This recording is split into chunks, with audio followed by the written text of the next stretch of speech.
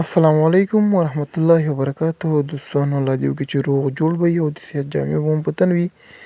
په ننني درس کې به موږ وایو انګلیش سنټنس وذ پښتو مینینګ، انګلیسي جملې له پښتو او اردو معنا سره.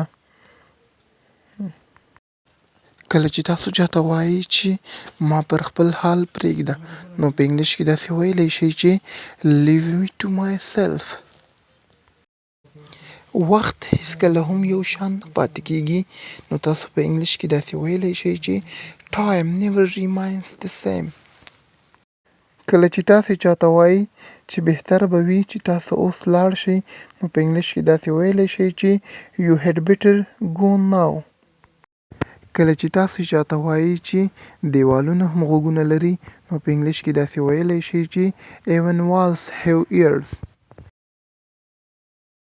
کله چې تاسو چاته وایي چې زه په دې مسئله کې هیڅ هم نشم کولی، نو تاسو په انګلیش کې داسې ویلی شئ چې I can't do anything in this matter.